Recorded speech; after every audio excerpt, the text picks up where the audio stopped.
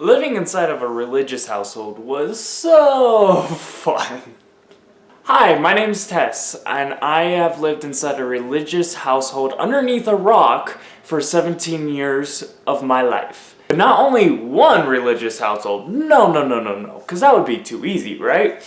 2 religious households. This is just a little bit about my experience and my experience with my peers and my life living inside of a religious household. So the big thing about my family is that we were divorced. So I had 2 families essentially. One was my mom's side, one was my dad's side. And back in that time, you either had a we or you had a family. And let me tell you, I was really good at Wii bowling. So let me set the scene for you. It's 2010, the emos are running the street. You got the Tumblr girls on Tumblr doing whatever they do. People are drinking Arizona, Wattpad making fanfics, I don't fucking know. There was so much shit going on. You got 2 girls, 1 cup, and so much other shit that we should not have seen when we were kids. And instead of being any of those subcultures, I was forced into my house without any internet connection or friends. Because that's how you raise a kid. On top of that, my family was a military household, so I had to shave my head. I was not allowed to grow out my hair. And because of this, I was not allowed to have my own personality. I wasn't allowed to have fun with my hair. I wasn't allowed to diet. I wasn't allowed to explore another subculture that I would love to have explored. But that was my life as a kid, especially in the 2010s. And because of that, I fell behind with all my peers. I was going to public school, but I didn't know what the hell anyone was talking about. I didn't know what the Minecraft was. I didn't know who Markiplier was.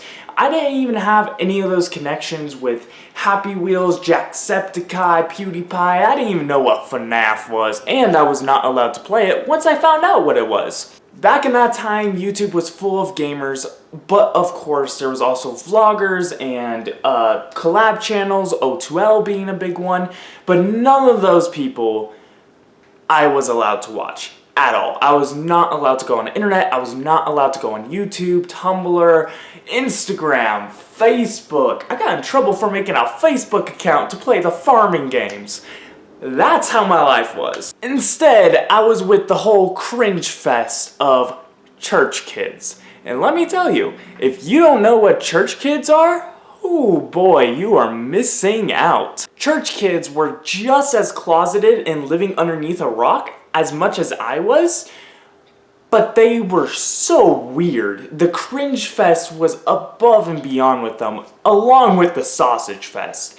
No one understood who they were, no one understood what they were doing, and if you never went to the after school program with the church kids where you got like the youth pastor and stuff, it was pretty much full of games that you played with your fellow people there that was fun for about 10 minutes until everyone just dispersed and went into their own groups and had their own fun bullying each other. You know, every other friend group ever. The best way I could describe it is that they were the kid that was like screaming all throughout elementary school and middle school. That one weird kid that always made noises and probably shot his pants a few times. But as high schoolers and grown-ass adults. Another thing on top of that, oh my god, were they horny. I cannot describe that enough. They were so fucking horny. Why? So since I never had any experience with the internet, this was my first experience with sex. What the fuck? It honestly explains why I was so kinky as a kid and an adult. And being raised in that type of household, we never had the sex talk. So honestly, it was just whatever we could find on the internet or wherever else that it was our talk. And considering I didn't have the internet, I wasn't able to watch porn and shit. So all my sexual information was from my friends who thought they knew how to do sex. But maybe you weren't a church kid. That's okay. Because you were into video games. But not any video games, because these video games had to be family friendly. And what's more family friendly than killing imagination pets in a video game that you played for 20 plus hours? If you don't understand what I'm saying Pokemon. I played Pokemon in and out for years. Pokemon Black and White was my shit. I fucking loved my DS.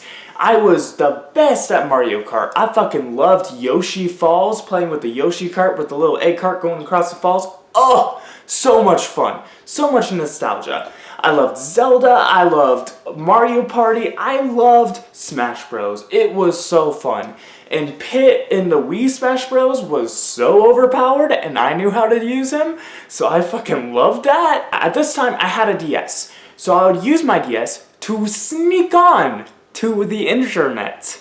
And who would I find on the internet?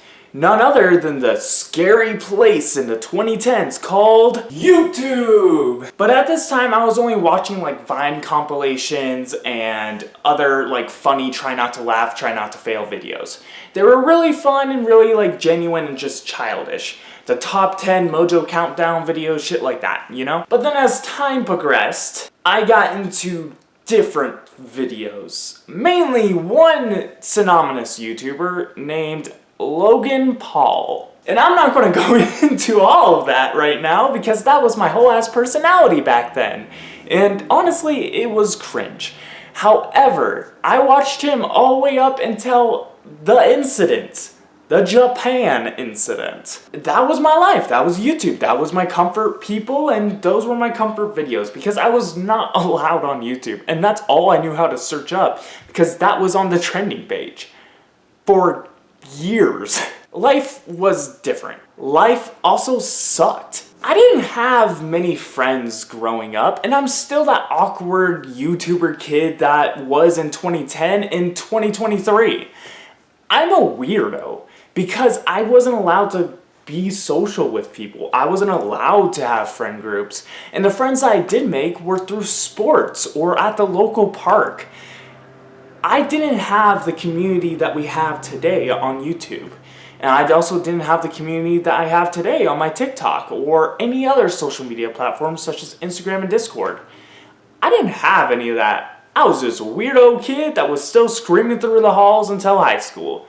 I was the definition of cringe. Although I am that same type of person, I've also grown up and matured a little bit over the years. So, if you guys think this content was relatable, interesting, anything like that, go ahead and subscribe, give me a like, and tell me what you guys thought. Because hopefully this wasn't as niche as I thought it was.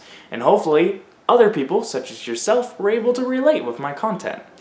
I appreciate you guys. You have a great day and hang in there. And if you're sneaking, watching this on your Switch or DS on YouTube, just know it gets better and I support you.